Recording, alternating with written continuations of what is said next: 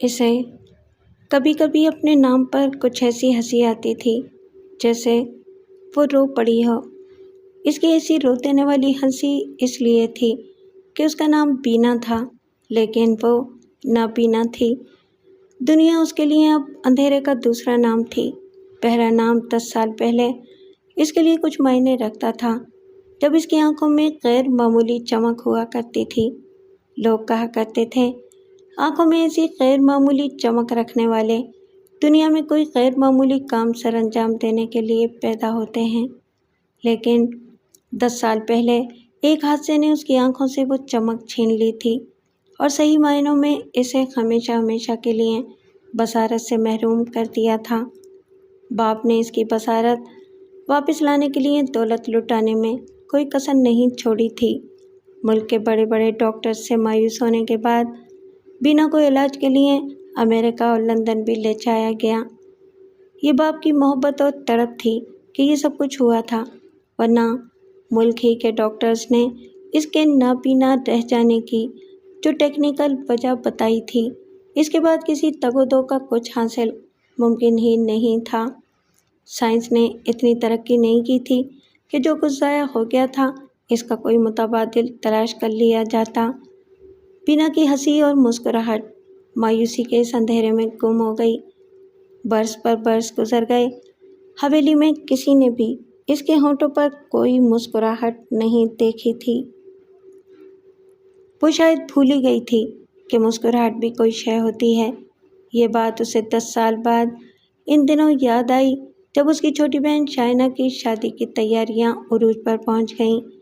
برقی کمکموں سے حویلی کو دلہن کی طرح سجایا گیا تھا، مگر انہی دنوں کی ایک رات ایسی آئی جس نے بینا کی زندگی کے اندھیرے کو پہلے سے زیادہ کر دیا۔ وہ رات شائنہ کی مہندی کی رات تھی۔ اس رات بینا پر جو قیامت گزری وہ اس ثانیے سے زیادہ اذیت ناک تھی جس نے اسے بصارت سے محروم کیا تھا۔ اس رات کے اندھیرے نے بینا سے اس کی دوشیزگی چھین لی اور اسے یہ بھی علم نہیں ہو سکا کہ وہ لٹیرا کون تھا، کس نے اس کی عصمت کی دھجیاں بکھیری تھیں۔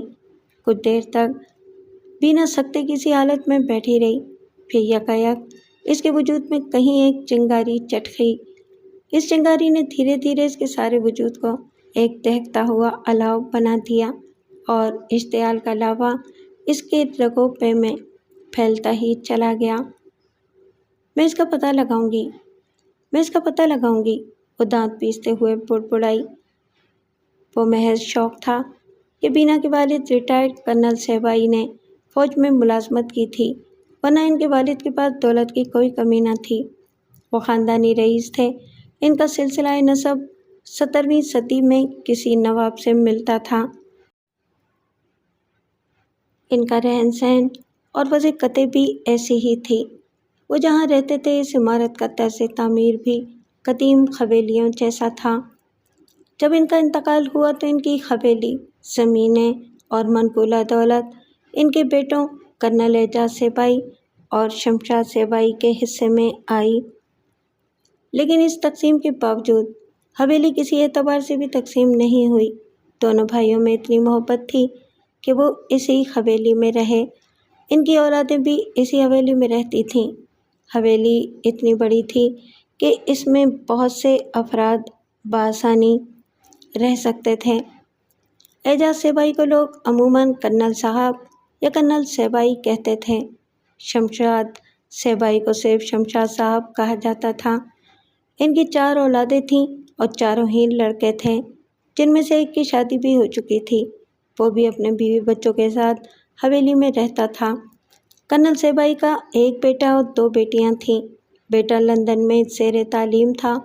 بیٹا کے بعد ایک بیٹی بینا اور اس کے بعد دوسری بیٹی شائنہ تھی، جس کی شادی کی تیاریاں ان دنوں عروج پر تھیں۔ انہی دنوں میں بینا کو ہنستے مسکراتے دیکھا گیا۔ وہ بہن کی شادی کے موقع پر بہت خوش نظر آنے لگی تھی۔ اس نے شادی کی رسومات میں بھی حصہ لیا، لیکن اتنا جس حد تک کسی نابینا لڑکی کے لیے ممکن تھا۔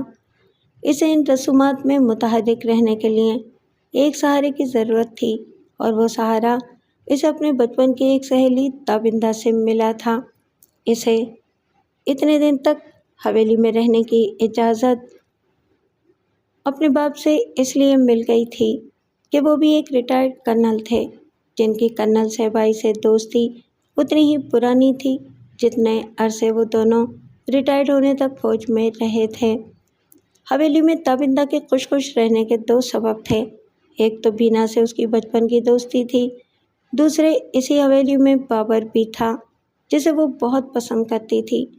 بابر شمشاد صاحب کے 3 جوان اور غیر شادی شدہ لڑکوں میں سے ایک تھا۔ ان تینوں کی عمروں میں صرف ایک سال کا فرق تھا، اسی لیے وہ نہ صرف یہ کہ ان میں دوستی تھی بلکہ وہ ایک دوسرے کا نام تک لیا کرتے تھے، بلکہ بینا بھی انہیں ان کے ناموں ہی سے مخاطب کرتی تھی۔ یہ ایک اتفاق تھا کہ وہ تینوں اپنے بڑے بھائی ظفر سے 9، 10 اور 11 سال چھوٹے تھے۔ ظفر کی بیوی بہت نک چڑھی تھی، 2 بچوں کی ماں بن جانے کے بعد بھی اس نے ظفر سے لڑنا جھگڑنا نہیں چھوڑا تھا۔ شاہینہ کی مائیوں کے دن بھی وہ کسی بات پر منہ پھلا کر اپنے کمرے میں جا بیٹھی تھی، اور وہ رسم کے اختتام کے بعد بھی اسے باہر آتے ہوئے نہیں دیکھا گیا تھا۔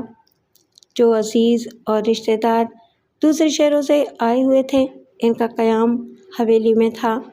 جو خواتین اس رسم میں شرکت کے لیے آئی ہوئی تھیں اور اسی شہر میں جو رہتی تھیں، وہ اپنے اپنے گھر جا چکی تھیں، لیکن تابندہ تو 15 دن سے وہیں رہ رہی تھی۔ حویلی میں اسے الگ کمرہ بھی مل سکتا تھا، لیکن وہ بینا کے کمرے میں اسی کے ساتھ سوتی تھی۔ اب تو بہت ہی تھک گئی، تابندہ نے بستر پر گرتے ہوئے کہا۔ میری وجہ سے نا؟ بینا مسکرائی۔ کیوں؟ تابندہ تنک کر بولی۔ شائنہ میری بہن نہیں ہے کیا؟ لیکن تمہیں روکا تو میں نے ہے، بینا نے کہا۔ اپنا سہارا بنایا ہے تمہیں، تم نہیں ہوتی تو میں ان رسومات میں اس طرح شرکت نہیں کر پاتی۔ گھر میں کون ہے جو اس طرح میرے ساتھ رہ سکتا تھا؟ ظفر بھابھی تو اسی طرح پل پل میرے ساتھ رہتی نہیں، اور آج تو سنا ہے کہ وہ اپنے کمرے ہی سے نہیں نکلی۔ یہ تو حد کر دی انہوں نے، انسان کو موقع محل تو دیکھنا چاہیے۔ سب اپنے اپنے مزاج کے قیدی ہوتے ہیں۔ آنٹی بھی کچھ نہیں کہتی ان سے؟ چچا جان نے روکا ہے انہیں کہ وہ ان میاں بیوی کے جھگڑے میں بالکل نہ پڑا کریں۔ بینا شمشاد صاحب کو چچا جان کہا کرتی تھی، اور ان کی بیوی کو تابندہ نے آنٹی کہا تھا۔ نہ جانے کس خاندان کی بہو لے آئی آنٹی۔ نہیں، خاندان تو اچھا ہے۔ خاک اچھا ہے، اس نے منہ بنایا۔ اور ان کا بھائی؟ کیا ہوا؟ میں نے تم سے کبھی ذکر نہیں کیا بینا، آج بات ایسی چھڑ گئی ہے تو بتا رہی ہوں۔ ایک بار میں تم سے ملنے آئی تھی تو اسے آمنا سامنا ہو گیا، وہ اپنی بہن صاحبہ سے ملنے آیا ہوگا۔ مجھے اس نے اس طرح دیکھا جیسے آنکھوں ہی آنکھوں میں کھا جائے گا۔ بینا ہنسی۔ اچھی لگی ہوگی تم اسے؟ ایسی نظریں نہیں تھیں اس کی، آوارگی تھی اس کے انداز میں۔ ایسا لگا تھا جیسے مجھے دیکھ کر اس کی آنکھوں سے ہی رال ٹپکنے لگی ہو۔ بینا کچھ زور سے ہنسی۔ آنکھوں سے بھی رال ٹپکتی ہے کیا؟ شکر ہے کہ ان دنوں تمہیں ہنسی بھی آ رہی ہے۔ 2 دن کی بات اور ہے۔ بینا نے ٹھنڈی سانس لی۔ کل شائنہ کی مہندی ہے، پرسوں وہ اپنے گھر چلی جائے گی۔ ہنسنا مسکرانا میں پھر بھول جاؤں گی۔ تم نے خود ہی ویران بنا لی ہے اپنی زندگی، اگر شادی کر لیتی تو؟ بینا نے تیزی سے اس کی بات کاٹی۔ کس سے کر لیتی شادی؟ 2 رشتے تو آ چکے ہیں۔ لالچیوں کے، بینا نے تلخی سے کہا۔ ایک اندھی لڑکی سے شادی کرنے کے لیے وہ اس امید پر تیار تھے کہ بے پناہ جہیز کی توقع ہوگی۔ ابا جان تو دونوں ہی مرتبہ تیار تھے، میں نے انکار کر دیا۔ تو کیا زندگی بھر شادی نہیں کرو گی؟ یہ سوال تم مجھ سے کئی مرتبہ کر چکے ہو، اور ہر مرتبہ میں نے یہی جواب دیا ہے کہ میں اس سے شادی کروں گی جو خود بے حد دولت مند ہو، اسے جہیز کا لالچ نہ ہو، جو میرے سہارے سے اپنی زندگی نہ بنانا چاہتا ہو، یہ بات میں نے امی جان سے بھی کہتی تھی۔ 3 سال پہلے بینا کی ماں کا انتقال ہو چکا تھا۔ تابندہ نے بینا کی شادی کا موضوع آگے نہیں بڑھایا۔ اس کے دل میں اس کی ایک خواہش تازہ ہو گئی تھی۔ وہ چاہتی تھی کہ اپنی عزیز سہیلی بینا کو اپنی بھابھی بنا لے۔ بینا بصارت سے محروم سہی، لیکن اس میں اور بہت سی خوبیاں تھیں۔ اس کی رنگت سرخ و سفید اور نقش و نگار نہایت دلاویز تھے۔ جسامت بھی سٹول پائی تھی۔ اس علاقوں میں ایک قرار دیا جا سکتا تھا۔ وہ ذہین بھی تھی۔ بصارت سے محروم ہو جانے کے باعث اگرچہ اس نے میٹرک بھی نہیں کیا تھا، لیکن اس نے اچھی خاصی انگریزی سیکھ لی تھی اور روانی سے انگریزی بولتی تھی۔ اس کی جنرل نالج بھی بہت اچھی تھی۔ تابندہ نے ایک بات یہ بھی محسوس کی تھی کہ جب کبھی اس کے بھائی فراز نے بینا کو دیکھا تھا، محبت بھری نظروں سے ہی دیکھا تھا۔ وہ یقین رکھتی تھی کہ اس کا بھائی بینا کو اپنی رفیق زندگی بنانے کے لیے 100% تیار تھا، لیکن تابندہ یہ بات اپنی زبان پر اس لیے نہیں لا سکی تھی کہ اس کا گھرانہ دولت مند گھرانوں میں شمار نہیں کیا جا سکتا تھا۔ وہ بس ایک آسودہ حال گھرانہ تھا۔ والد کو پنشن ملتی تھی اور فراز ایک بینک میں وائس پریزیڈنٹ تھا، لیکن وہ آسودگی کسی طرح بھی سیبائی گھرانے کی دولت و ثروت کے ہم پلہ قرار نہیں دی جا سکتی تھی۔ خود بینا ہی کا یہ فیصلہ تھا کہ وہ کسی ایسے دولت مند شخص سے شادی کرے گی جو سیبائی خاندان کا ہمسر ہو۔ تابندہ نے اپنی یہ خواہش دل میں دبی رہنے دی اور دوسرے دن ہونے والی مہندی کا ذکر چھیڑ دیا۔ اسی ذکر کے دوران میں اس نے کہا، کل تمہارے لیے دونوں جوڑوں کا انتخاب میں خود ہی کروں گی، لیکن ہوں گے دونوں ہی سبزی مائل۔ مہندی کے دن پہننے کے لیے میں بھی 2 جوڑے لائی ہوں۔ مجھے 2 جوڑوں کی کیا ضرورت ہے؟ ابا جان ہی کے اصرار پر یہ رسم ایک ہی دن رکھی گئی ہے۔ بینا کی طرح تابندہ بھی کنل صاحبائی کو ابا جان کہتی تھی۔ بینا نے منہ بنایا، پتہ نہیں تم کیا کہہ رہی ہو، میری تو خاک بھی سمجھ میں نہیں آ رہا۔ دونوں طرف کی مہندی کل ہی ہوگی نا؟ تابندہ نے وضاحت کی۔ شام کو اس طرف کے لوگ مہندی کے لیے دلہن لائیں گے، اس کے بعد ہم لوگوں کو دولہا کے لیے مہندی لے جانا ہے۔ ابا جان نے خاصی پریشانی کھڑی کر دی ہے۔ انہی لوگوں کے آنے اور واپس جانے میں کم سے کم 11 تو بج ہی جائیں گے۔ پھر ہم لوگوں کو جانا ہوگا تو واپسی 2-3 بجے سے پہلے نہیں ہوگی۔ بینا بہت سنجیدہ نظر آئی۔ میں وہاں نہیں جاؤں گی۔ کیوں؟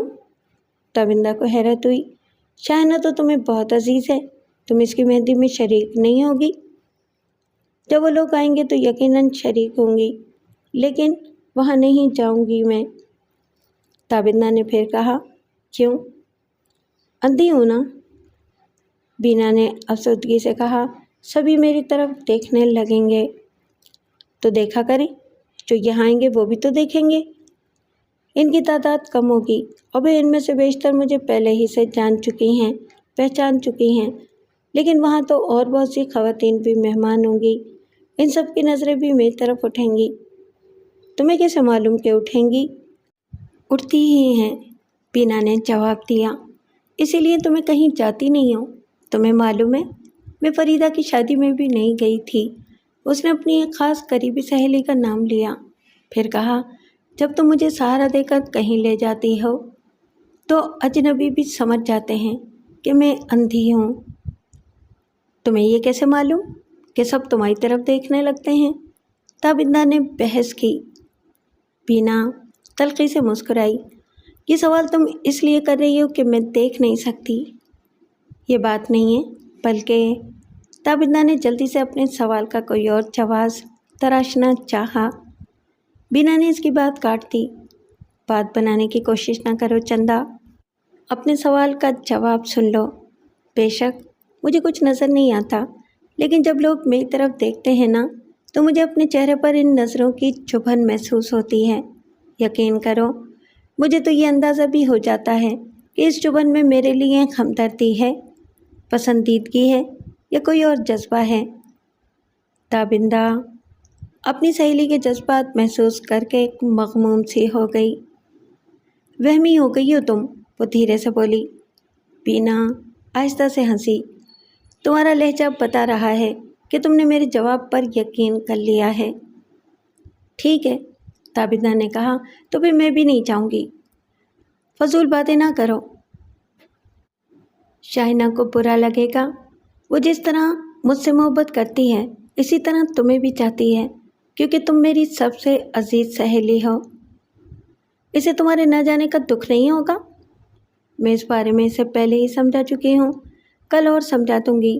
میری پیاری بہن بہت ذہین ہے، وہ میرا دکھ اور میرے جذبات کو اچھی طرح سمجھتی ہے، اس معاملے میں بھی سمجھ لے گی، تو پھر میری بات بھی سمجھ لے گی۔ اب تم مجھ سے کچھ الٹی سیدھی سنو گی، بینا نے بگڑ کر کہا۔ اگر تم نہیں گئی نا تو میں تم سے کم از کم وہ کچھ مشکل سے اپنی بات پوری کر سکی۔ کم از کم 3 دن تک تو بات ہی نہیں کروں گی۔ تابندہ کو ہنسی آ گئی۔ یہ 3 دن کی بھی خوب کہی۔ تو اور کیا؟ بینا نے اپنی مسکراہٹ دبانے کی کوشش کی۔ 3 دن تک بھی تم سے روٹنا میرے لیے کچھ آسان نہیں ہوگا۔ پھر اس نے اپنا ہاتھ آگے بڑھایا۔ ذرا ہاتھ دو اپنا۔ کیوں؟ تابندہ نے سوال کیا۔ تو لیکن اپنا ایک ہاتھ اس کے ہاتھ پر بھی رکھ دیا۔ بینا نے اس کا ہاتھ مضبوطی سے پکڑ کر اسے اپنی طرف کھینچا اور اسے گلے سے لگاتے ہوئے اس کا گال چوم کر بولی، تمہیں میری قسم ہے تابندہ، تم ضرور جاؤ گی۔ تابندہ نے شکست کھا جانے والے انداز میں ایک ٹھنڈی سانس لی۔ اچھا بابا، لیکن یہ بتاؤ کہ تم اکیلی کیسے رہو گی؟ اکیلی کیوں؟ شائنہ تو نہیں جائے گی نا وہاں پر، اور شائنہ کے ساتھ یہاں کسی اور کو بھی رہنا پڑے گا۔ شائنہ کی ہونے والی سسرال کا اصرار ہے کہ حویلی کے سارے افراد ان کے مہمان ہوں گے، صرف ظفر بھابھی کو مستثنی اس لیے کیا گیا ہے کہ وہ شائنہ کے پاس رک سکیں۔ شائنہ بتا رہی تھی کہ اس کی ایک سہیلی بھی کل رات اس کے پاس رکے گی۔ بس تو پھر میں اکیلی کیسے رہ جاؤں گی؟ اتنی بڑی تو حویلی ہے تمہاری، شائنہ کا کمرہ یہاں سے کافی دور ہے، میں شائنہ کے پاس ہی رہ جاؤں گی۔ معلوم ہے مجھے کہ تم کتنی دیر تلک وہاں رکو گی۔ تابندہ نے منہ بنایا۔ اگر دھوم دھڑکا نہ ہو تو 12-1 بجے ہی سے نیند سوار ہو جاتی ہے تم پر، تم یہیں آ کر اکیلی ہی پڑی رہو گی۔ تو کیا ہوا، چند گھنٹے کی تو بات ہے، میرا اندازہ ہے کہ 3-3:30 بجے تک سب واپس آ جائیں گے۔ یہ مباحثہ شاید زیادہ دیر تک چلتا، لیکن بینا کو شدت سے جمائیاں آنا شروع ہو چکی تھیں۔ تابندہ نے بالکل ٹھیک کہا تھا کہ وہ نیند کی بہت کچی تھی۔ اگلی رات کو وہی ہوا جو تابندہ نے کہا تھا۔ 12 بجے تو سب لوگ مہندی لے کر چلے گئے۔ بینا بس 1 بجے تک شاہینہ کے پاس اس کے کمرے میں رہ سکی۔ اس کو متواتر جمائیاں لیتے دیکھ کر خوش شاہینہ بول پڑی، آپ جا کر سو جائیں بجیا۔ پھر اس نے اپنی سہیلی سے کہا، رشیدہ تم بجیا کو ان کے کمرے تک چھوڑ آؤ۔ بینا پر نیند ایسی ہی شدت سے طاری ہوئی تھی کہ اس نے شائنہ کی بات فوراً مان لی اور کھڑی ہو گئی۔ ویسے تو حویلی کا چپا چپا اس کا دیکھا بھالا ہوا تھا اور بصارت زائل ہو جانے کے بعد بھی وہ اندازے سے حویلی میں گھوم سکتی تھی، لیکن کسی جگہ ٹھوکر کھا جانے کا اندیشہ اسے کسی کا سہارا لینے پر مجبور کیے رکھتا تھا۔ چھڑی ہاتھ میں رکھنا اسے اچھا نہیں لگتا تھا۔ چھڑی ہاتھ میں رکھوں گی تو خود پر بڑھاپا طاری ہوتا محسوس کروں گی، اس نے ایک بار تابندہ سے کہا تھا۔ اسی مجبوری کے باعث وہ رشیدہ کا سہارا لے کر اپنے کمرے میں پہنچی۔ رشیدہ اسے چھوڑ کر واپس چلی گئی۔ بینا اپنے بستر پر جا لیٹی۔ اس نے دروازہ اندر سے بند نہیں کیا تھا، لیکن اس کی وجہ یہ نہیں تھی کہ تابندہ کو آنا تھا۔ وہ ہمیشہ ہی اپنے کمرے کا دروازہ اندر سے بند نہیں کرتی تھی۔ شاید اس کے لاشعور میں کہیں یہ خوف تھا کہ اگر کسی وقت اسے کچھ ہو گیا تو گھر والوں کو اندر آنے کے لیے دروازہ توڑنا پڑے گا، جس میں کچھ دیر بھی لگے گی۔ حویلی میں ملازم اور ملازمائیں بھی خاصی تھیں، مگر ان کی طرف سے یہ اندیشہ لاحق ہو ہی نہیں سکتا تھا کہ وہ چپکے سے کمرے میں آ کر کوئی قیمتی چیز چرا لے جائیں گی۔ وہ سبھی کرنل صاحبائی سے بہت ڈرتے تھے۔ دوسری یہ کہ ہلکی سی آہٹ پر بھی بینا کی آنکھ کھل جاتی تھی۔ بقول تابندہ وہ نیند کی کچی تھی، لیکن بصارت زائل ہونے کے بعد اس میں یہ صفت یا حس بھی پیدا ہو گئی تھی کہ خفیف سی آہٹ بھی اسے نیند سے چونکا دیتی تھی۔ اس رات بھی کچھ ایسا ہی ہوا۔ کسی قسم کی آواز تھی جس نے اسے نیند سے جگا دیا تھا۔ کون؟ تابندہ آ گئیں؟ اس نے لیٹے لیٹے پوچھا۔ کوئی جواب نہیں ملا۔ اس کے برخلاف بینا کو ایسا محسوس ہوا جیسے کسی نے دروازہ بند کر کے چٹکنی بھی لگائی ہو۔ کون ہے؟ وہ دوبارہ پوچھتی ہوئی اٹھ بیٹھی۔ کوئی جواب اب بھی نہیں ملا۔ کون ہے؟ اس مرتبہ خوف کے باعث بینا کی آواز کپ کپا گئی۔ اس کے دماغ میں فوراً یہ بات آئی تھی کہ تابندہ یا گھر کا کوئی فرد ہوتا تو جواب ضرور دیتا، اور کسی ملازم یا ملازمہ کو اس طرح کمرے میں قدم رکھنے کی جرأت ہو ہی نہیں سکتی تھی۔ کوئی ڈاکو؟ بینا کے دماغ میں گونج ہوئی۔ پھر خود ہی اس نے یہ خیال رد کر دیا، کیونکہ ڈاکو چٹکنی نہیں لگاتے۔ لیکن وہ ڈاکو ہی تھا جو اس کمرے کی کوئی قیمتی چیز اڑانے کے لیے نہیں، اس حویلی کی سب سے انمول شے چرانے آیا تھا۔ بینا نے محسوس کیا کہ کوئی دبے قدموں دھیرے دھیرے اس کی طرف بڑھ رہا تھا۔ اس کی کوشش تھی کہ ذرا بھی آواز نہ ہو، لیکن نابینا لوگوں کی حسیں بہت تیز ہو جاتی ہیں، اور بینا کی حس تو غیر معمولی حد تک تیز تھی۔ اس نے اپنے جسم پر نگاہوں کی چبھن بھی محسوس کی۔ وہ چبھن اس کے چہرے سے اس کے پیروں تک گویا سفر کر رہی تھی۔ کوئی اس کے سراپے پر نظریں دوڑا رہا تھا۔ اس صورتحال نے اس کی روح تک کو لرزا دیا۔ اس کے تنفس کی رفتار بہت بڑھ گئی۔ اس نے چاہا کہ پوری طاقت سے چیخ پڑے، لیکن اس کی آواز نکل نہیں سکی۔ اس نے اٹھ کر وہاں سے بھاگنا چاہا، لیکن بستر سے بھی اٹھ نہ سکی۔ شدید ترین دہشت نے اس کے اعضاء شل کر دیے، حلق خشک کر دیا، زبان تالو سے لگی جا رہی تھی۔ پھر یکایک اسے دبوچ کر بستر پر گرا دیا گیا۔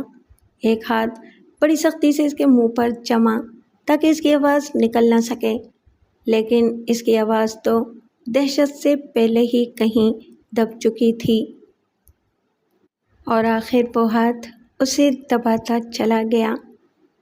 اس کے ملبوس کے تارو پود بکھیر دیے گئے۔ وہ کسی باز کے پنجوں میں بالکل بے بس ہو چکی تھی۔ وہ لٹیرا تھا، وہ لوٹنے آیا تھا، سو وہ لوٹتا رہا اور بینا لٹتی رہی، اور جب وہ لوٹ چکا تو چلا گیا۔ اپنا مال و متاع لٹا چکنے والی بینا بستر پر ساکت پڑی رہ گئی۔ یہ کیا ہو گیا؟ یہ کیا ہو گیا؟ یہ گونج اس کے دماغ میں پھیلتی چلی گئی اور پھر سمٹنے لگی، مدھم پڑنے لگی، اور مدھم پڑھتے پڑھتے معدوم ہو گئی۔ اور پھر وہ بھیانک خواب ٹوٹ گیا، اور جب وہ ٹوٹا تو بینا نے جانا کہ وہ خواب نہیں تھا، حقیقت تھی، ایک لرزہ خیز حقیقت۔ اس کی متاع دوشیزگی لوٹی جا چکی تھی، اور لٹیرا جا چکا تھا، ایک نامعلوم لٹیرا۔ بینا کے بستر کی سائڈ ٹیبل پر ایک نہایت قیمتی نغمہ ریز گھڑی رکھی ہوئی تھی۔ اس کی نغمگی نے اعلان کیا کہ 2 بج چکے ہیں، لیکن بینا کا دھیان اس نغمگی کی طرف نہیں گیا۔ اس کے سارے وجود میں ایک ہولناک گرج پھیلی ہوئی تھی۔ اس گرج میں کوئی نغمگی سنی ہی نہیں جا سکتی تھی۔ 3:30 بج رہے تھے جب حویلی کے لوگ واپس لوٹے۔ تابندہ نے بہت آہستگی سے دروازہ کھولا۔ اسے یقین تھا کہ بینا سو چکی ہوگی، لیکن اس کے ساتھ اسے یہ خیال بھی تھا کہ دروازہ کھولے جانے کی وہ مدھم سی آواز بھی بینا کو جگا سکتی ہے۔ وہ بینا کی اس غیر معمولی حس سے بے خبر نہیں تھی۔ وہ کمرے میں داخل ہوئی اور چونک پڑی۔ ارے تم ابھی سوئی نہیں؟ اس کے منہ سے نکلا۔ اس وقت بینا کا رخ دروازے ہی کی طرف تھا۔ اس نے تابندہ کی آواز سن کر کچھ نہیں بولا۔ تابندہ کو جواب ملنے کا انتظار بھی نہیں رہا۔ کمرے میں داخل ہوتے ہی وہ بولی تو تھی، لیکن پھر ایک جھٹکے سے جہاں تھی وہیں رک گئی۔ اس کا جسم اس طرح ساکت رہ گیا جیسے وہ کوئی مجسمہ ہو۔ اس کی نظر बीना पर जमी हुई थी, जिसकी तबाहाली वाज़ेह थी। इसके बाल बिखरे हुए थे, मलबूस गुंजला हुआ और ऐसा था जैसे बेढंगे अंदाज में पहना गया हो। चेहरे पर ऐसी वीरानी थी जिसे किसी चीज़ से तशबीह देना ताबिंदा के लिए मुमकिन नहीं था। वो बीना को शगुफ्ता और शादाब छोड़कर गई थी, लेकिन अब सब कुछ बरखिलाफ हो चुका था। बीना कुछ बुड़बुड़ाई। ताबिंदा इसके अल्फाज सुन नहीं सकी, लेकिन चौंक पड़ी और बेहस और हरकत रह जाने वाली कैफियत से बाहर निकल आई। वो तेज़ी से बीना के करीब आ गई। ये तुमने अपनी क्या हालत बना ली है? वो बोली। मैं इसका पता लगाऊंगी। इस मर्तबा बीना की बुड़बुड़ाहट ताबिंदा की समझ में आ गई। इसने महसूस किया कि बीना के लहजे में दीवानगी है। किसका पता लगाओगी? बीना ने हैरत से कहा। जो यहाँ आया था। बीना का अंदाज अब भी ऐसा था जैसे अपने होश में ना हो। कौन आया था? क्यों आया था? ताबिंदा ने तेज़ी से पूछा। वो मुझे लूट कर चला गया। मैं नहीं जानती वो कौन था, लेकिन मैं इसका पता लगाऊंगी। वो मुझसे बच नहीं सकेगा। किसी ख्याल ने ताबिंदा के सीने में इसका दिल बहुत ज़ोर से उछाल दिया। इसकी नज़रें बिस्तर के एक हिस्से पर पड़ी तो इसका सारा जिस्म ही सनसना गया। बीना की सारी मजनूनाना बातें इसकी समझ में आ गईं। बीना की हालत भी इन बातों की तस्दीक कर रही थी। ये क्या हो गया बीना? ये क्या हो गया? वो रुहासी हो गई और इसने बीना को अपने गले से लगा लिया। यकायक बीना लंबी लंबी सांसें लेने लगी। ताबिंदा, ये तुम ही हो ना मेरी चंदा? वो बोली। हाँ बीना, मैं तुम्हारी ताबिंदा ही हूँ। ताबिंदा ने अपने होंठ भींचकर अपनी आंखों में आते हुए आंसुओं को रोकने की कोशिश की। तुम ये तो बताओ कि ये सब कुछ हुआ कैसे? कैसे बताऊं कि कैसे हो गया? औरत तो कमज़ोर होती है, और फिर मैं तो अंधी भी हूँ। बीना ने गैर जज्बाती अंदाज में कहा और फिर बोली, मुझे पानी पिला दो। मेरा हलक न जाने कब से खुश्क हो रहा है। ताबिंदा जल्दी से उठी। कमरे में एक फ्रिज मौजूद था, लेकिन ताबिंदा इसकी तरफ नहीं गई। पहले इसने तेज़ी से दरवाजे की तरफ रुख किया, जिसे पूरी तरह बंद करने का इसे ख्याल ही नहीं रखा था। अब उसने वो न सिर्फ बंद किया बल्कि चटखनी भी लगा दी। उसे यकीन था कि बीना भी इस वक्त ये नहीं चाहेगी कि हवेली का कोई फर्द इस तरफ निकल आए और वहाँ की हालत देखकर जान ले कि वहाँ क्या कुछ हो चुका था। बाद में जब उसने पानी का गिलास बीना के हाथ में दिया तो बीना बोली, दरवाज़ा बंद करने गई थी? हाँ, ताबिंदा ने जवाब दिया। अच्छा किया, मुझे तो कुछ होश ही नहीं। वो पानी पीने लगी। ताबिंदा तेज़ी से वार्डरोब की तरफ गई। इसमें से उसने एक चादर निकाली, फिर इतनी ही तेज़ी से बिस्तर की तरफ लौटी। बीना पानी पी चुकी थी। इसने पूछा, क्या कर रही हो? बिस्तर की चादर बदल दूँ, तुम ज़रा उठो। बीना खड़ी हो गई। इसके चेहरे पर फैली हुई वीरानी में कोई कमी नहीं आई थी, लेकिन इसने अपने बिखरे हुए होश व खवास पर काबू पा लिया था। खाली गिलास वो दोनों हाथों से पकड़े हुए थी। चादर तब्दील करने के बाद ताबिंदा ने बीना का लिबास भी दुरुस्त किया। मेरा जोर जोर दुख रहा है, बीना आहिस्ता से बोली। लेट जाओ, लेट जाओ। ताबिंदा ने कहते हुए इसे सहारा भी दिया और बिस्तर पर लिटा दिया। अब बताओ, ये सब कुछ कैसे हो गया? उसने पूछा। कैसे बताऊं? वो सब कुछ एक भयानक ख्वाब सा है। किसी तरह भी बताओ। ताबिंदा बहुत परेशान थी। एक भयानक और मुंतशिर सा ख्वाब जिस तरह बयान किया जा सकता है, उसी तरह बीना ने वो सब कुछ बयान कर दिया। ताबिंदा वो सब कुछ सुनने के बाद फ़ौरन कुछ नहीं बोल सकी। वो इस पर तबसरा भी नहीं कर सकती थी कि इस कमरे से, इस हवेली का दुर्रे नायाब लूट लिया गया था। मैं ख़त्म हो गई चंदा, मैं बर्बाद हो गई, बीना बुड़बुड़ाने वाले अंदाज में बोली। लेकिन जिसने मुझे बर्बाद किया है, मैं उसे छोड़ूंगी नहीं। मैं उसका पता ज़रूर लगाऊंगी। कैसे लगा सकोगी? ताबिंदा खोए खोए से अंदाज में बोली। बस देखना तुम, और ये भी देखना कि मैं इसका क्या हशर करूंगी। تابندہ اس کا منہ تکتی رہ گئی۔ بینا پھر بولی، مجھے یہ کہنے کی ضرورت نہیں کہ میرا یہ راز تمہارے سینے میں دفن رہے گا۔ تابندہ نے کچھ سوچتے ہوئے سر ہلایا، پھر بولی، اور اگر یہ راز خود ہی لوگوں کے سامنے آ گیا تو؟ یہ کیسے ممکن ہے؟ تابندہ نے ہچکچاتے ہوئے کہا، تم کہیں ماں نہ بن جاؤ۔ ایسا ہرگز نہیں ہوگا۔ بینا کا چہرہ غصے سے سرخ ہو گیا۔ ایسے معاملے میں امکان تو رہتا ہے نا؟ اگر ایسا ہوا تو اس سپولیے کو میرے پیٹ میں ہی مرنا ہوگا، اور اس معاملے میں تم میری مدد بھی کرو گی، بینا نے بڑے مضبوط لہجے میں کہا۔ تابندہ ایک بار پھر اس کا منہ دیکھتی رہ گئی۔ بینا چت لیٹی ہوئی تھی اور ایسا لگ رہا تھا جیسے چھت کو تک رہی ہو۔ تابندہ کو اس پر حیرت ہو رہی تھی کہ اسی رات بینا نے ایک قیامت کا سامنا کیا اور اپنا سب کچھ لٹا بیٹھی، لیکن اب اس کا چہرہ بالکل سپاٹ تھا، جذبات سے عاری، پتھریلا سا۔ بینا کے دماغ میں اس وقت ایک ہی خیال چکرا رہا تھا کہ وہ برباد ہو چکی ہے، اور اب اس پر ماتم کرنے سے اس کی دوشیزگی واپس نہیں لوٹ سکے گی، لہٰذا اسے اپنی حالت سے سمجھوتہ کرنا چاہیے اور اس میں دیر نہیں کرنا چاہیے۔ اب اسے صرف سوچنا ہوگا۔ ضرورت سوچنے ہی کی رہ گئی تھی کہ وہ اس کا پتہ کس طرح لگائے جس نے اس سے اس کی وہ متاع چھین لی تھی جو کسی بھی مشرقی لڑکی کا نہایت انمول اور واحد اثاثہ ہوتی ہے۔ دماغ میں گونجنے والے اس سوال کے باعث وہ امکانات پر غور کرنے لگی۔ اس کے درِ نایاب کا لٹیرا کوئی ایسا ہی شخص ہو سکتا تھا جس کا اس حویلی سے گہرا تعلق ہو۔ کوئی اجنبی حویلی میں اس طرح نہیں آ سکتا تھا۔ وہ اس قسم کی خبریں سن چکی تھی کہ بعض حوث پرست بوڑھوں نے بھی ایسی لڑکیوں کے ساتھ گھناؤنی حرکت کی تھی جن سے ان کا قریبی رشتہ تھا، مگر اپنے معاملے میں وہ ایسا تصور بھی نہیں کر سکتی تھی۔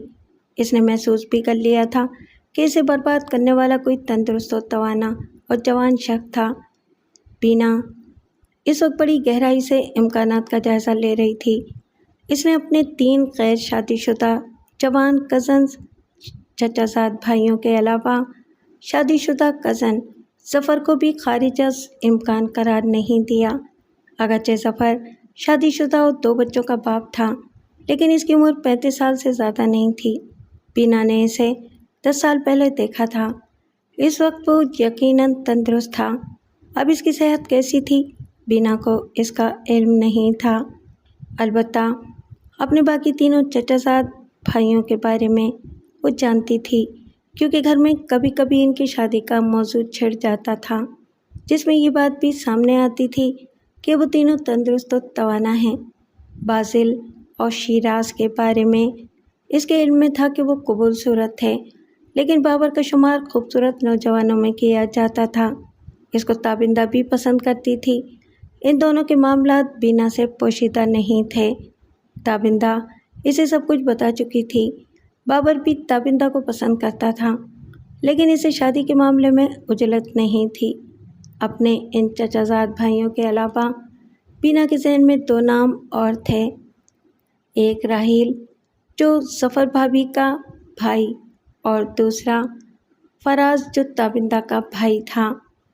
اگرچہ وہ حویلی میں رہتے تو نہیں تھے، لیکن حویلی میں ان کی آمد و رفت نہایت آزادانہ تھی۔ راحیل کی اس لیے کہ وہ ظفر کی بیوی کا بھائی تھا، اور تابندہ کے بھائی فراز کی اس لیے کہ وہ اور تابندہ بچپن ہی سے حویلی میں آتے رہے تھے۔ کرنل صاحبائی سے ان کے والد کی دوستی اتنی ہی گہری تھی کہ بچپن میں خود بینا، اس کے بھائی مسعود اور اس کی بہن شاہینہ کا بھی ان کے گھر جانا آنا بڑی آزادی سے رہا تھا۔ مسعود جب تک اعلیٰ تعلیم کے لیے لندن نہیں گیا تھا، تابندہ و فراز کے گھر جاتا آتا رہتا تھا۔ شاہانہ کا بھی کچھ دن پہلے تک یہی معمول رہا تھا۔ اس معمول میں رکاوٹ اس وقت آئی تھی جب شاہینہ کی شادی کی تیاریاں شروع ہوئی تھیں۔ خود بینا بھی ان کے گھر جانا اس وقت چھوڑ چکی تھی جب اس کی بصارت زائل ہو گئی تھی۔ حالانکہ کبھی کبھی اس کا دل چاہتا تھا کہ وہاں کسی طرح چلی جایا کرے۔ اس کی اس خواہش کی وجہ فراز تھا، جو بینا کو نوعمری ہی میں اچھا لگنے لگا تھا۔ بینا کی عمر 13 سال تھی جب اس کی بصارت زائل ہوئی تھی۔ فراز اس وقت 16 برس کا تھا۔ اب کبھی کبھی بینا کے دل میں ہوک سی اٹھتی کہ اس کی بصارت منٹ بھر کے لیے ہی واپس آ جائے اور وہ دیکھ سکے کہ فراز اب کیسا دکھتا ہے۔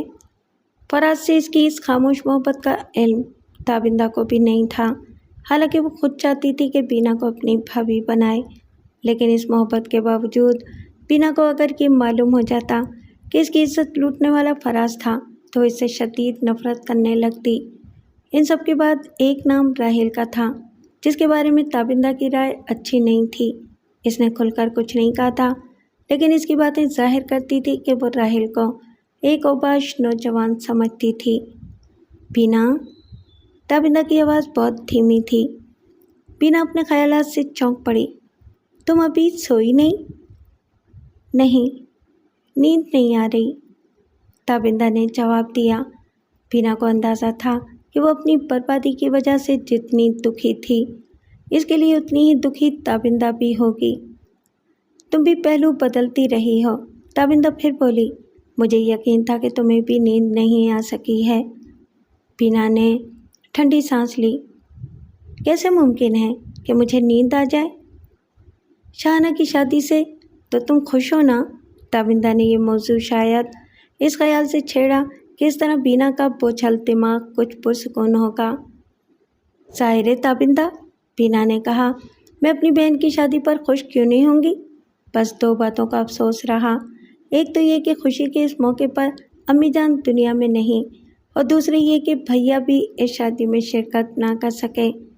شاہانہ کو تو اس کا بہت ہی رنج ہے۔ میری سمجھ میں نہیں آتا کہ مسعود کیوں نہیں آ سکے، تابندہ بولی۔ وہ لندن میں کوئی ایسی ملازمت تو کر نہیں رہے ہیں کہ چھٹی نہ ملے۔ وہ وہاں پڑھ رہے ہیں، ہفتے بھر کے لیے تو آ ہی سکتے تھے، اس سے ان کے لیے کوئی مسئلہ نہ ہوتا۔ مجھے ان کی مشکلات کی تفصیلات تو معلوم نہیں، بینا نے جواب دیا۔ ابا جان سے فون پر ان کی خاصی طویل گفتگو ہوئی تھی۔ شاید وہ کل شام کی فلائٹ سے آ ہی جائیں۔ کل شام؟ ہاں، کیوں؟ میری جان، صبح ہونے والی ہے، آج کی رات جاگتے ہوئے ہی گزر گئی، تمہیں آج شام کہنا چاہیے تھا۔ اگر صبح ہونے والی ہے تو مجھے یقیناً یہی کہنا چاہیے تھا، بینا نے اداس سے لہجے میں کہا۔ شاید وہ آج شام کو آ جائیں۔ ابا جان سے انہوں نے کہا تھا کہ اگر وہ آ سکے تو اپنی فلائٹ کی روانگی سے پہلے اطلاع دے دیں گے۔ چلو اب اٹھ جاؤ، سونا تو اب مشکل ہے۔ ہاں، اب تو اٹھنا ہی پڑے گا، ورنہ ابا جان ناراض ہوں گے۔ اگرچہ کرنل صہبائی اپنے بھائی شمشاد سے 3 سال چھوٹے تھے، لیکن حویلی میں حکم انہی کا چلتا تھا، اور ان کا ایک حکم یہ بھی تھا کہ صبح 8:30 بجے حویلی کے ہر فرد کو ناشتے کی میز پر ہونا چاہیے۔ 8:30 بجے تک مسعود کے بارے میں بھی کوئی اطلاع جانا چاہیے تھی، مگر اچانک وہ خود ہی آ گیا۔ حویلی میں مسرت کی ایک لہر دوڑ گئی۔ ظفر بھابھی کے سوا وہ سبھی کا چہیتا تھا۔ کل روانہ ہوئے ہوں گے لندن سے، کرنل صہبائی بولے۔ اسی وقت اطلاع کیوں نہیں دی؟ میں آپ سب کو سرپرائز دینا چاہتا تھا، مسعود نے ہنس کر کہا۔ نالائق ہو تم، کرنل صہبائی نے خفگی سے کہا۔ اب تو بالکل مایوسی ہو گئی تھی۔ شاہانہ کی تو آنکھیں سرخ ہو گئی ہیں روتے روتے۔ ارے رے رے رے، مسعود ڈائننگ ٹیبل کی طرف جھپٹا جس پر شاہانہ بیٹھی ہوئی تھی۔ آنسو اس کی آنکھ میں اس وقت بھی آ گئے تھے، لیکن وہ خوشی کے آنسو تھے۔ اگر وہ اپنی شادی کی وجہ سے شرمائی سی نہ ہوتی تو خود ہی لپک کر مسعود کے سینے سے جا لگتی۔ کیا ہوا میری گڑیا کو؟ مسعود نے شاہانہ کو اپنے گلے سے لگاتے ہوئے کہا، جو اسے اپنے قریب پا کر کرسی سے کھڑی ہو گئی تھی۔ خوشی سے بینا کے ہونٹ بھی لرز رہے تھے۔ بھیا، اس کے منہ سے نکلا۔ مسعود نے اس کی آواز سن لی۔ ارے میری بڑی گڑیا، مسعود شاہانہ کو چھوڑ کر اس کی طرف لپکا۔ تھوڑی دیر کے لیے وہ شٹل کاک بن کر رہ گیا۔ اس دوران میں تابندہ نے موبائل فون پر اپنے بھائی فراز کو مسعود کی آمد کے بارے میں اطلاع دیتی تھی۔ اگر وہ ایسا نہ کرتی تو فراز بہت ناراض ہوتا۔ وہ اور مسعود دونوں بہت اچھے دوست تھے۔ پھر وہ سب حویلی کی بڑی نشست کام میں جا بیٹھے۔ اس وقت کا دولہا مسعود ہی بنا ہوا تھا۔ اس وقت ساری رونق اسی کی وجہ سے تھی۔ سب جیسے بھول ہی گئے تھے کہ شام کو شاہانہ کی شادی ہے، جس کا ابھی خاصا کام پڑا تھا۔ اس کا خیال صرف شمشاد صاحب نے رکھا۔ وہ حویلی کے ملازمین کو طلب کر کر کے انہیں مختلف کاموں کی ہدایات دے رہے تھے۔ کبھی کبھی وہ موبائل فون پر کسی سے رابطہ کرتے۔ تابندہ کبھی کبھی چور نظروں سے بابر کی طرف دیکھ لیتی تھی، لیکن بابر اس وقت اس کی طرف بالکل توجہ نہیں دے رہا تھا۔ سنو، بینا اپنے بائیں جانب جھکی جس طرف تابندہ بیٹھی ہوئی تھی۔ ہاں بولو، تابندہ نے اتنی ہی آہستگی سے کہا جتنے دھیمے انداز میں بینا نے اسے مخاطب کیا تھا۔ ہماری آواز کسی اور کے کانوں میں پہنچ سکتی ہے؟ بینا کچھ اور جھکی۔ نہیں، تابندہ نے جواب دیا، بشرطے کہ ہم اتنی ہی دھیمی آواز میں بات کریں۔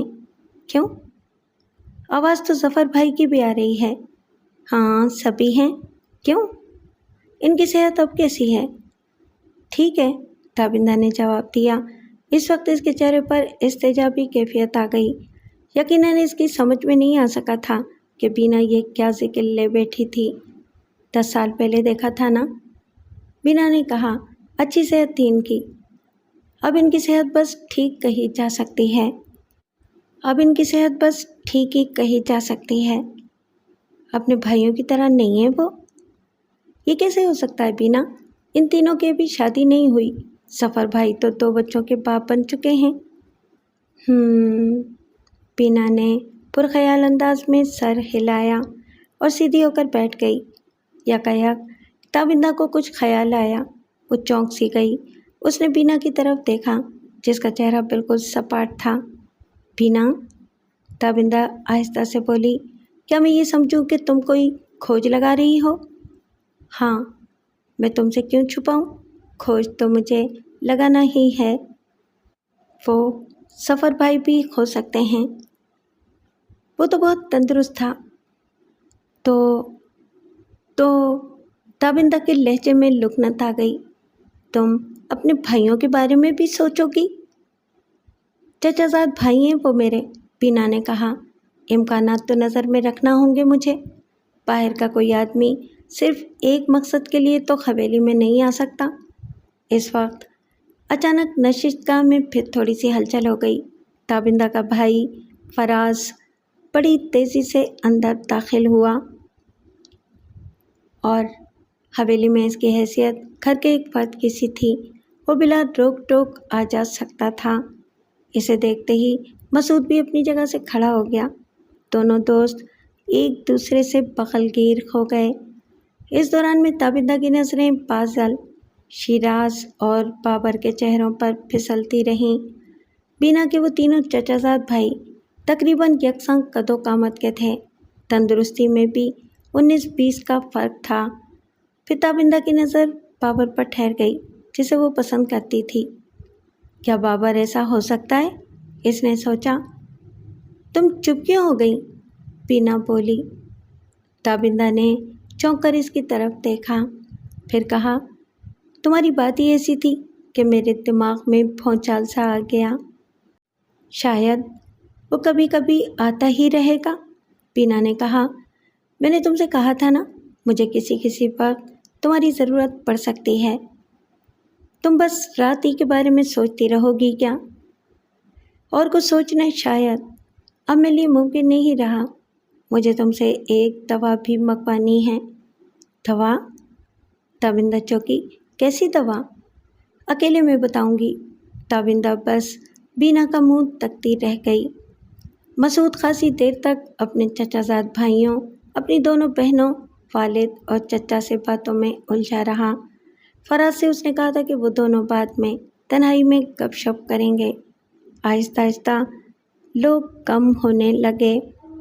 پہلے بازل کو کسی کام سے بھیجا گیا، پھر بابر اور شیراز بھی کہیں چلے گئے۔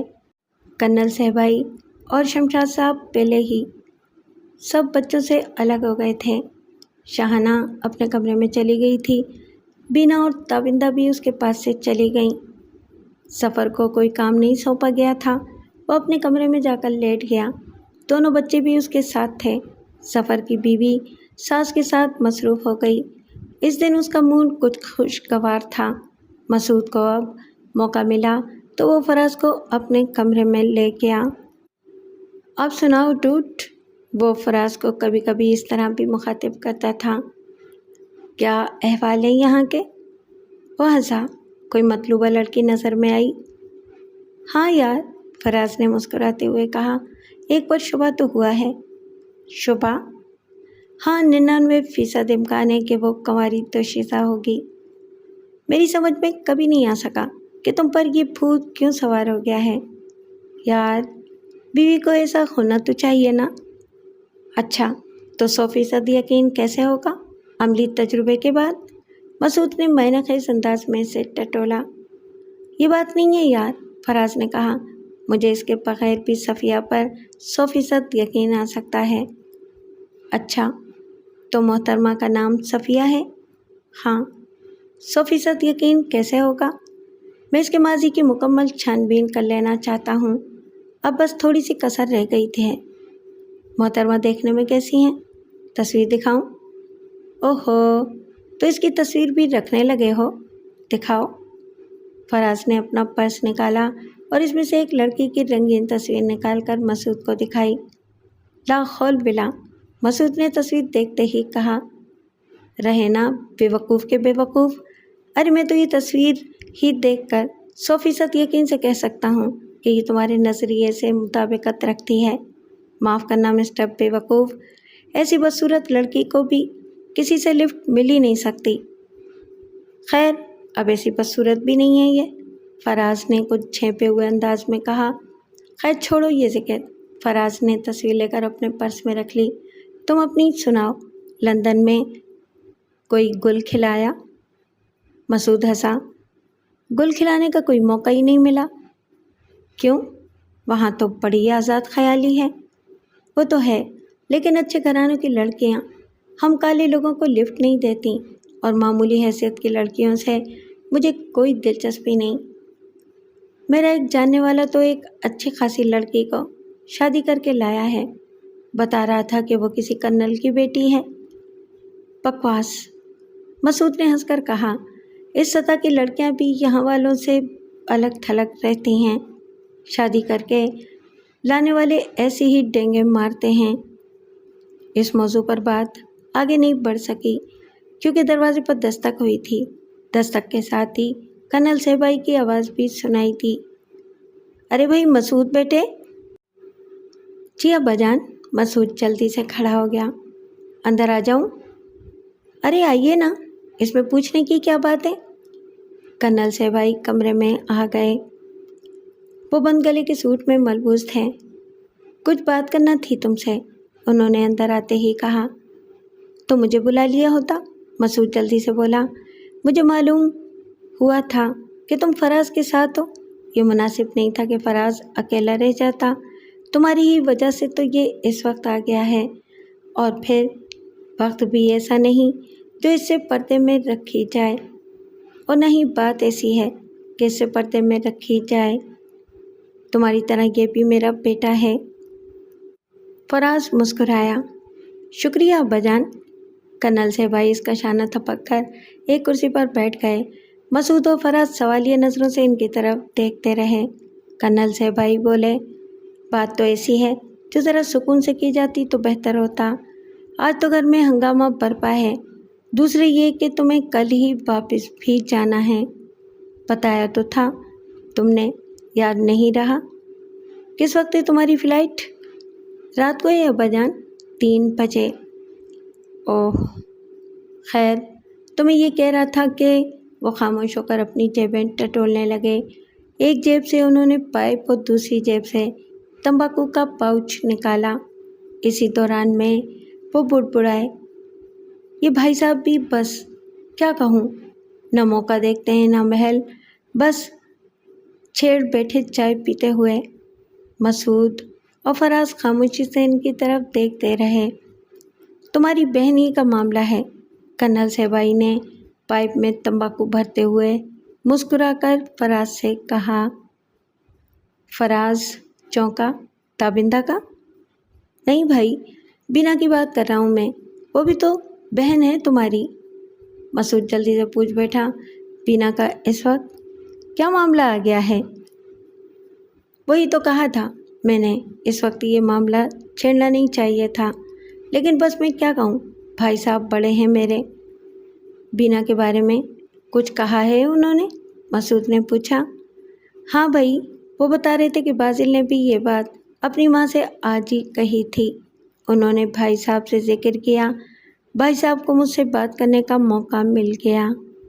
مسعود مسکرایا۔ اس وقت آپ کی باتوں میں مجھے کسی جاسوسی ناول کا مزہ آ رہا ہے۔ کرنل صاحبائی دھیرے سے ہنس دیے۔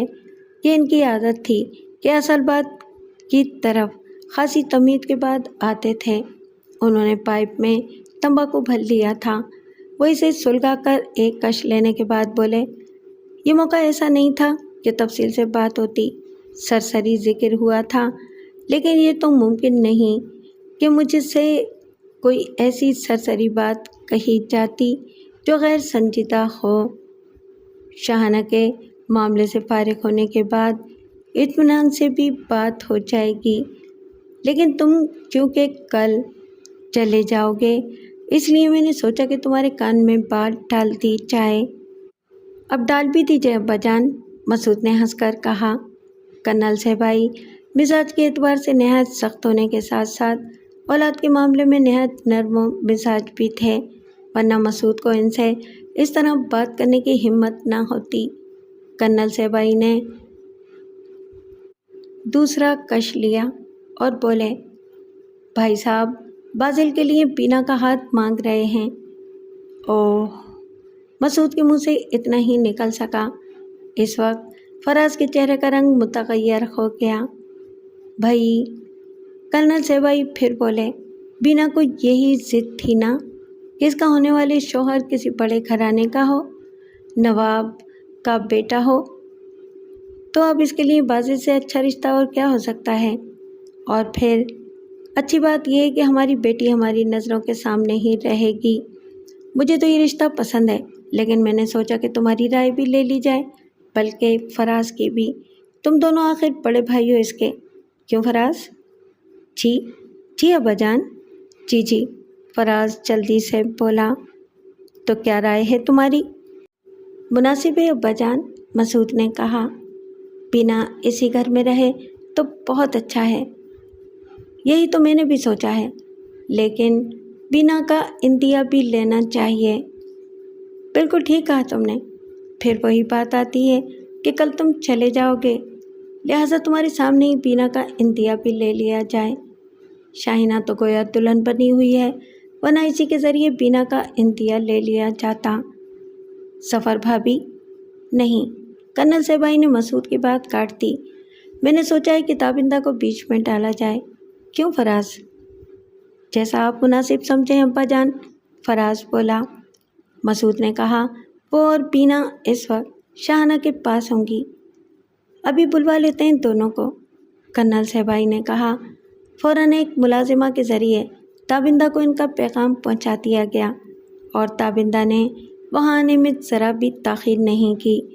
اس کے چہرے سے الجھن صاف ظاہر ہو رہی تھی۔ اس اچانک طلبی کا سبب اس کی سمجھ میں آ بھی نہیں سکا۔ بیٹھو بیٹا، کرنل صاحبائی نے بڑی شفقت سے کہا۔ تابندہ فراز کے قریب بیٹھ گئی تو خود کرنل صاحبائی نے اسے ساری بات بتائی اور پھر کہا، مجھے بڑی حد تک یقین ہے کہ بینا کو اس رشتے پر کوئی اعتراض نہیں ہوگا۔ ہماری اقدار یہی ہے کہ بیٹیوں کا انتیا واضح طور پر لیا جائے۔ تم یہ کام آسانی سے کر سکتی ہو۔ عجلت اس لیے ہے کہ مسعود کل چلا جائے گا، اس کی موجودگی ہی میں بات واضح ہو جائے تو بہتر ہوگا۔ تفصیلی بات چیت تو 2-1 دن بعد بھائی صاحب سے ہو ہی جائے گی۔ ابا جان، تابندہ نے کہا، آج تو آپ دیکھ ہی رہے ہیں کہ گھر میں کیسا ہنگامہ ہے، بینا سے تنہائی میں بات کرنا مشکل ہی ہوگا۔ البتہ کل صبح بینا سے بات ضرور ہو جائے گی۔ آج شاہینہ کی رخصتی کے بعد مجھے بھی ڈیڈی ممی کے ساتھ واپس جانا تھا، لیکن اب یہ کام ہے تو میں آج رات اور رک جاتی ہوں۔ ٹھیک ہے، تمہارے ڈیڈی کو تو میں اب آؤٹ ٹرن کر دوں گا۔ کرنل زیبائی باتوں کے دوران میں کبھی کبھی کوئی فوجی اصطلاح بھی استعمال کر لیتے تھے۔ تابندہ خفیف سا مسکرا کر رہ گئی۔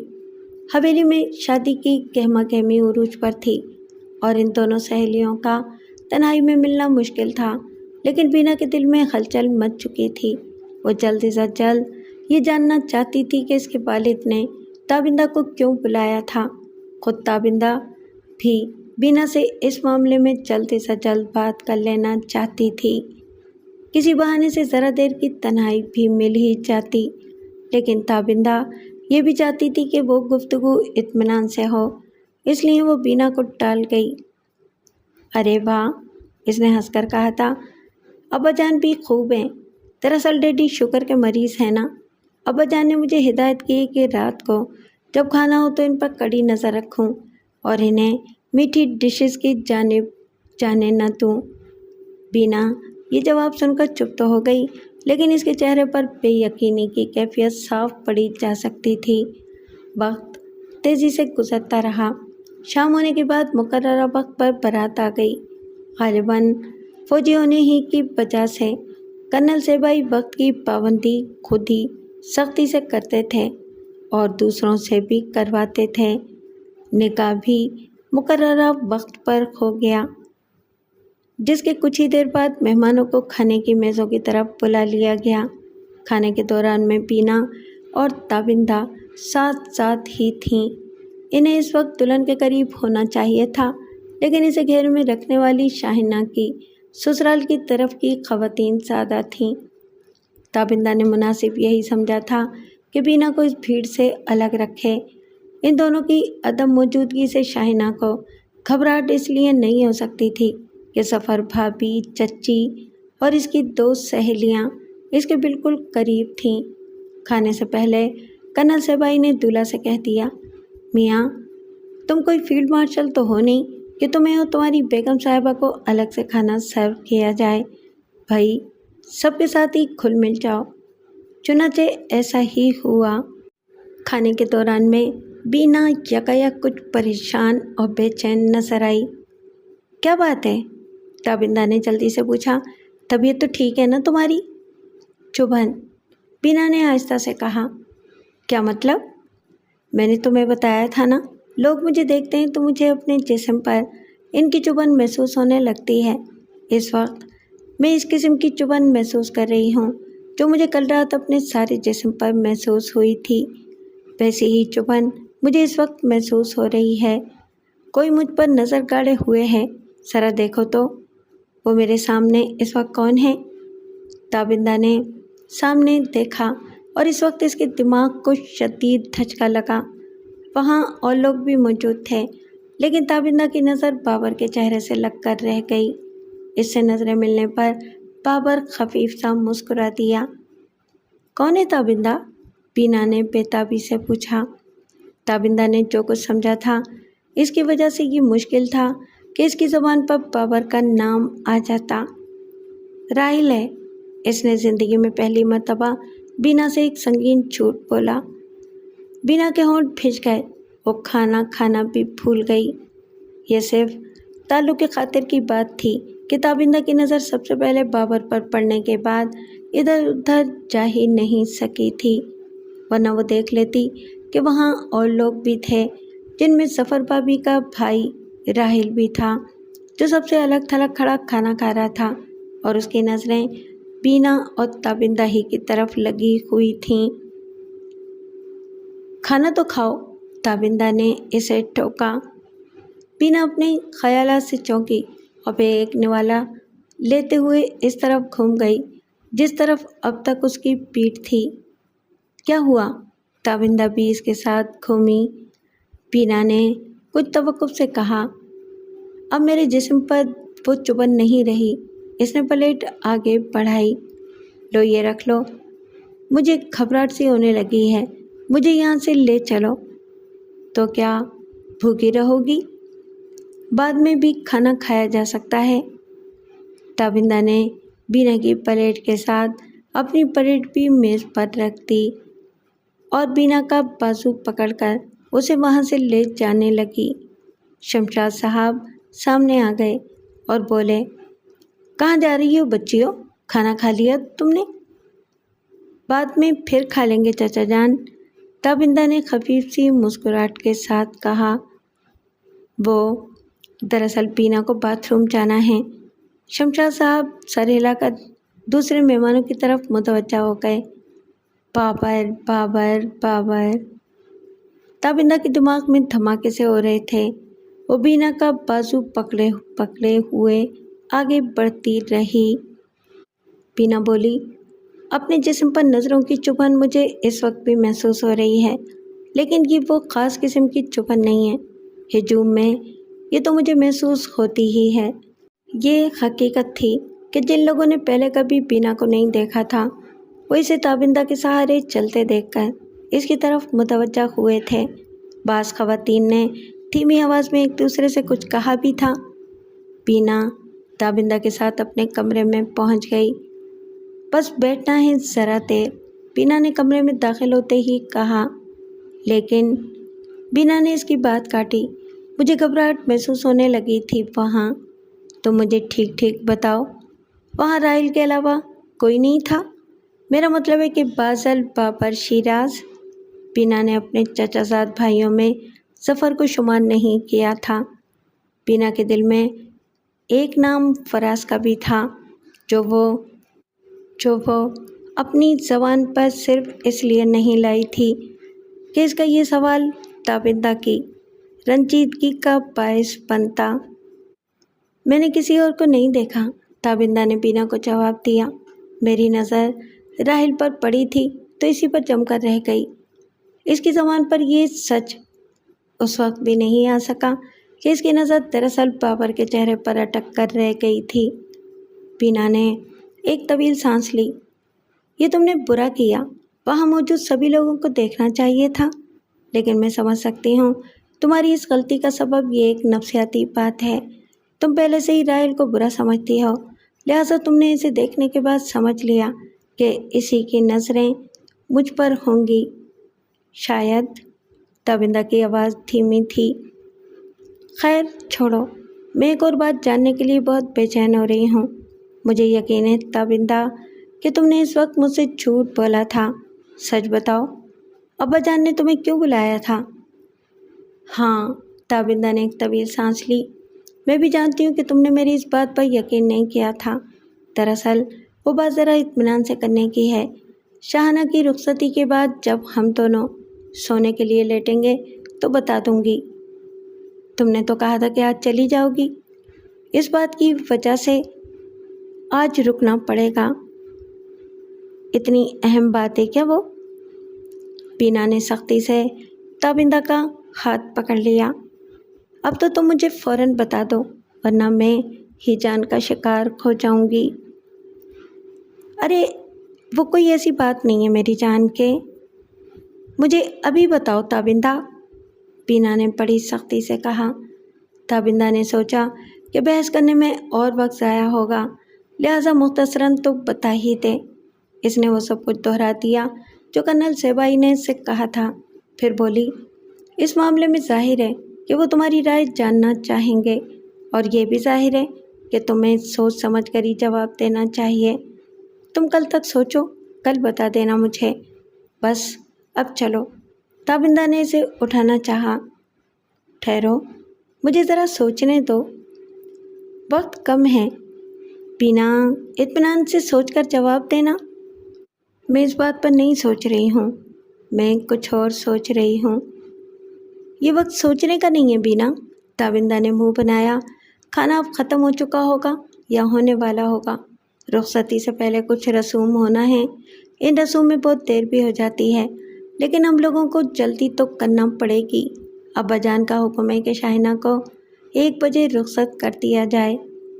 سنو، بینا اس کی باتوں پر دھیان دیے بغیر بولی، مجھے یاد ہے تمہاری کالج کی کوئی دوست ڈاکٹر بن گئی ہے، اس سے مجھے کوئی ایسی دوا لا دو تاکہ کوئی گڑبڑ نہ ہو سکے۔ مجھے پہلے ہی خیال آ چکا ہے اس کا، میں کل ہی اپنی دوست سے ملوں گی۔ ہاں، بینا نے کہا، ہو سکتا ہے کہ اس معاملے میں تاخیر ہونا مناسب نہ ہو، اور ہاں، اس معاملے سے متعلق مزید دوائیں بھی لے آنا۔ تابندہ اچھل پڑنے کی حد تک چونک گئی۔ بینا کہتی رہی، آج کل اس قسم کی گولیاں ملنا تو کوئی مسئلہ ہی نہیں ہے۔ تابندہ تیزی سے بولی، ان گولیوں کی تمہیں کیا ضرورت ہے؟ بینا نے جو ایک عجیب و غریب فیصلہ کیا تھا، اس کا اظہار ابھی مناسب نہیں تھا، لہٰذا اس نے بات بنائی، اب کل تم چلی ہی جاؤ گی، میں اکیلی رہ جاؤں گی۔ کل رات کو جو کوئی بھی تھا دوبارہ بھی میرے کمرے میں آ سکتا ہے۔ اب تم دروازہ بند کر کے سویا کرنا۔ تم جانتی ہو کہ مجھے بند کمرے سے بہت گھبراہٹ ہوتی ہے۔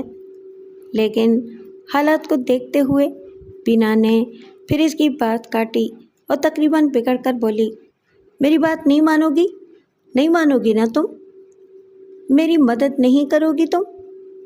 تابندہ نے اس کے ہاتھ پر تھپکی دی اور نرمی سے کہا، تمہارے لیے تو میں اپنی جان بھی ہار سکتی ہوں، لیکن تم ایک عجیب سی بات کر رہی ہو۔ مجھے اس بارے میں کچھ زیادہ علم نہیں، لیکن میرا خیال ہے کہ اس قسم کی دوائیں اگر بلا ضرورت استعمال کی جائیں تو شاید نقصان دہ ہوتی ہوں گی۔ تم وہ کرو جو میں نے تم سے کہا ہے، میں بعد میں تمہیں تفصیل سے سمجھا دوں گی۔ چلو بس اب اٹھو، تمہیں میرا یہ کام ضرور کرنا ہے۔ تابندہ کے چہرے پر بے بسی کے تاثرات ابھر آئے۔ دروازے پر ہونے والی دستک نے ان دونوں ہی کو چونکا دیا۔ دستک دینے والی ایک ملازمہ تھی، اسے شمشاد صاحب کی بیوی نے بھیجا تھا۔ وہ دونوں شاہانہ کے کمرے میں طلب کی گئی تھیں۔ اب آئی شامت، تابندہ زیر لب بڑبڑائی، اور ایسا ہی ہوا۔ وہ دونوں اس کمرے میں پہنچیں تو شمشاد صاحب کی بیگم تابندہ پر بگڑنے لگیں، کیونکہ بینا کی نقل و حرکت کی ذمہ داری اسی کی تھی۔ تابندہ نے کان دبا کر سب کچھ سنا، حالانکہ غلطی اس کی نہیں بینا کی تھی۔ شمشاد صاحب کی بیگم کی جھنجھلاہٹ اس لیے تھی کہ رسومات کی ادائیگی میں کم وقت رہ گیا تھا۔ ٹھیک 1 بجے شاہانہ کو رخصت کیا جانا تھا، لیکن رخصتی شاہانہ کی نہیں مسعود کی ہوئی۔ جس وقت دولہا دلہن کی کار حویلی کے احاطے سے باہر نکل رہی تھی تو بہت سے لوگوں نے خوشی کے اس موقع پر ہوائی فائرنگ شروع کر دی۔ پھر یکایک فائرنگ رکی، بھگدڑ سی مچی، اور پھر ہجوم ایک ہی جگہ اکٹھا ہو گیا۔ مسعود کی گولی لگی ہے، کوئی چیخا۔ یہ آواز بینا نے بھی سنی اور اس کے دل پر ایک گھوسا سا لگا۔ کیا ہوا؟ وہ چیختی ہوئی آگے بڑھی۔ اس وقت تابندہ اس کا بازو پکڑے ہوئے نہیں تھی۔ نتیجہ یہ ہوا کہ وہ کرنل سیبائی سے ٹکرائی، جو بوکھلائے ہوئے اسی طرف لپکے تھے جہاں ہجوم تھا۔ اس تصادم کے نتیجے میں بینا گر پڑی۔ سنبھالو اسے کوئی، کرنل سیبائی چیخے اور رکے بغیر آگے بڑھتے چلے گئے۔ تابندہ ان کے چیخنے تک لپکتی ہوئی بینا کے قریب پہنچ گئی، جو خود ہی اٹھ بھی گئی تھی۔ کیا ہوا؟ وہ پھر چیخی۔ اس پر دیوان کی سی تاری تھی۔ اس نے بے تحاشا آگے بڑھنا چاہا لیکن بڑھ نہ سکی۔ تابندہ نے اس کا بازو بڑی مضبوطی سے پکڑ لیا تھا۔ وہ خود بھی بوکھلائی ہوئی تھی۔ یہ کون چیخا تھا تابندہ؟ بینا پر ہذیانی کیفیت طاری تھی۔ کسی نے بھیا کا نام لیا تھا۔ تابندہ نے اس کے سوال کے جواب میں کچھ کہنا چاہا، لیکن اس کی آواز حلقے میں گھٹ کر رہ گئی۔ عورتوں کے علاوہ سبھی لوگ ہجوم کی طرف بھاگے جا رہے تھے۔ عورتیں بھی گھبرائی اور بوکھلائی ہوئی تھیں۔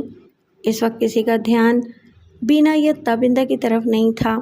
شمشاد صاحب کی بیگم اور ظفر بھابھی بھی چلا چلا کر مسعود کے بارے میں استفسار کر رہی تھیں، مگر انہیں فوری طور پر جواب دینے والا کوئی نہیں تھا۔ شاہینہ، شاہینہ، بینا ہانپتی ہوئی بولی، کیا وہ رخصت ہو گئی؟ نہیں، تابندہ کی آواز لرز رہی تھی۔ دولہا کی کار رک گئی ہے۔ کار سے شاہینہ کا شوہر بھی اتر کر ہجوم کی طرف جا چکا تھا۔ شاہینہ اپنے رشتے کی خالہ سے لپٹ گئی، جو کار میں اس کے ساتھ جا رہی تھی۔ کیا ہوا بھیا کو خالہ جان؟ وہ رو رہی تھی اور چیخ رہی تھی۔ بیچاری خالہ جان خود اپنا سینہ پیٹ رہی تھیں۔ کرنل سیبائی نے ہجوم میں گھس کر مسعود کا سر اپنی گود میں لے لیا تھا، جس کا سوٹ سینے کے پاس سے سرخ ہو چکا تھا اور اس وقت بھی خون کے بہاؤ میں کوئی کمی نہیں آئی تھی۔ مہمانوں میں سے کوئی ڈاکٹر اس کا معائنہ کر رہا تھا۔ شمشاد صاحب چیخے، ارے کوئی ایمبولینس کے لیے فون کرو۔ خود ان کا موبائل اس بھگدڑ میں کہیں گر گیا تھا۔ اس وقت کئی افراد اپنے اپنے موبائل پر اسپتالوں سے رابطے کر کے ایمبولینس کے لیے کہہ رہے تھے۔ مسعود کا معائنہ کرنے والے نے کرنل صہبائی کے شانے پر ہاتھ رکھ کر افسردگی سے کہا، سوری کرنل صاحب، ہی از نو مور، ہی از نو مور، ہی از نو مور۔ کرنل صہبائی کے دماغ میں اس آواز کی گونج پھیلتی چلی گئی۔ مسعود چلا گیا، کوئی پھوٹ پھوٹ کر روتے ہوئے چیخا۔ اس بھونچالی کیفیت میں صرف تابندہ نے وہ آواز پہچانی۔ وہ آواز اس کے بھائی فراز کی تھی۔ نہیں! بینا حلق پھاڑ کر چیخی اور پھر تابندہ بھی اسے نہیں سنبھال سکی۔ وہ زمین پر گر کر پچھاڑیں کھانے لگی۔ تابندہ بھی زاروں قطار رو رہی تھی۔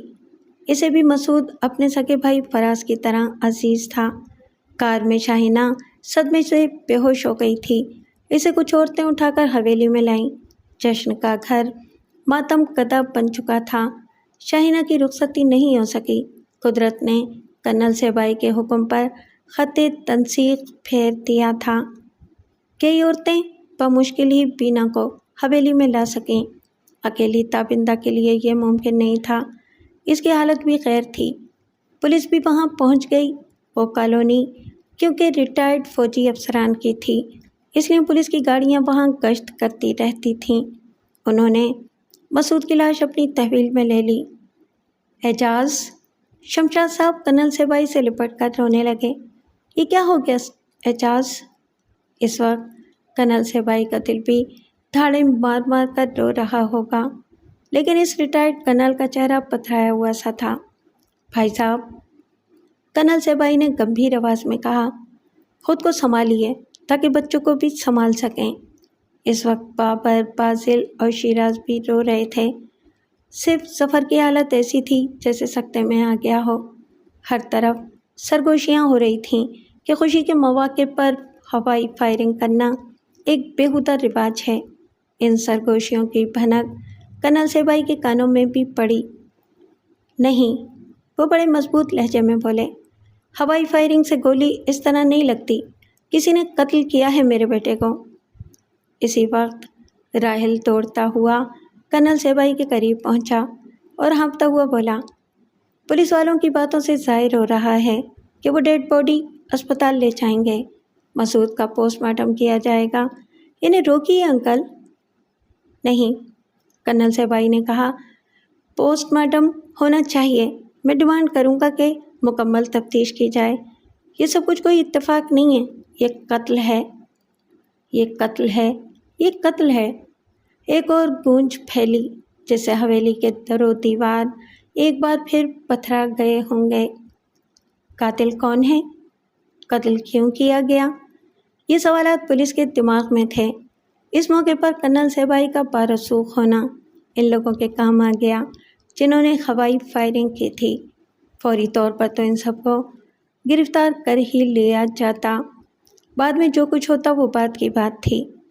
میں صرف قاتل کی گرفتاری چاہتا ہوں، کرنل صہبائی نے فون پر حکومت کی کسی بہت اہم شخصیت سے کہا تھا۔ پھر رات گئے تک سبھی مہمان دھیرے دھیرے رخصت ہو گئے، صرف وہ عزیز باقی بچے جو دوسرے شہروں سے یا بیرون ملک سے آئے تھے۔ ان کا قیام ہی حویلی میں تھا۔ وہ سب حویلی کے لوگوں کی دلجوئی میں لگے ہوئے تھے۔ شاہینہ کو ہوش آ چکا تھا، لیکن ہوش میں آنے کے بعد وہ پچھاڑیں کھانے لگی تھی۔ اسے سنبھالنا سب سے مشکل ثابت ہو رہا تھا۔ بینا خود کو سنبھال چکی تھی، لیکن شاید اسے سنبھالا لینا نہیں کہا جا سکتا تھا۔ وہ اب سکتے کی سی حالت میں بے حس و حرکت بیٹھی ہوئی تھی۔ اس کے برابر میں بیٹھی ہوئی تابندہ کا چہرہ اب بھی اشک آلود تھا۔ جو عزیز حویلی میں مقیم تھے، ان کے علاوہ وہاں شاہینہ کی سسرال کے لوگ بھی موجود تھے۔ ان میں شاہینہ کا شوہر بھی تھا۔ ان لوگوں کے علاوہ وہاں رکنے والوں میں تابندہ، فراز اور ان کے والدین بھی تھے۔ بیٹے، کنال صاحبائی نے شاہینہ کے شوہر سے کہا، رخصتی اب کچھ عرصے بعد ہی ہو سکے گی۔ اس پہاڑ جیسے غم کا احساس مجھے پوری شدت سے ہے ابا جان، جو اس حویلی پر ٹوٹا ہے۔ شاہینہ کے شوہر نے کہا، مسعود بھیا اب میرے لیے بھی خیر تو نہیں رہے تھے؟ کنال صاحبائی نے اپنا مضبوط ہاتھ اپنے داماد کے کندھے پر رکھ دیا، لیکن زبان سے مزید کچھ نہیں کہا۔ دوسرے دن دوپہر کو مسعود کی میت اسپتال سے آ گئی۔ اس وقت حویلی کا ماحول ایک بار پھر محشر سما ہو گیا۔ جو لوگ گزشتہ رات خوشی کی ایک تقریب میں آئے تھے، اس روز وہ اس ماتم کدے میں شرکت کے لیے آئے۔ جو محشر حویلی میں برپا تھا، وہ اس وقت محشر اکبر بن گیا۔ جب مسعود کو قبرستان رخصت کیا جا رہا تھا، اس دن اس کی واپسی لندن ہونا تھی، لیکن قدرت کا قانون اس سے بڑا تھا۔ لوگ جب قبرستان سے لوٹے تو حویلی پر ایک سوگوار سکوت طاری تھا۔ پوسٹ مارٹم کی رپورٹ کنال صاحبائی کے علم میں آ چکی تھی۔ رپورٹ کے مطابق مسعود پر لگ بھگ 8 فٹ کے فاصلے سے گولی چلائی گئی تھی، جس نے اس کے دل میں سوراخ کر دیا تھا۔ گولی 0.25 کے ننھے سے پستول سے چلائی گئی تھی۔ تفتیش جاری ہے کنال صاحب، DIG پولیس نے کنال صاحبائی کے استفسار پر کہا، لیکن ایسا بہت کم ہوتا ہے کہ اس قسم کے معاملات کا نتیجہ فوری طور پر سامنے آ جائے۔ جواب معقول تھا۔ کنال صاحبائی کو خاموشی اختیار کرنا پڑی۔ پوسٹ مارٹم کی رپورٹ سامنے آ جانے کے بعد بینا کا چچا زاد بھائی شیراز تیزی سے اپنے کمرے میں گیا تھا اور پھر واپس آ کر اس نے کنال صاحبائی کو اطلاع دی تھی۔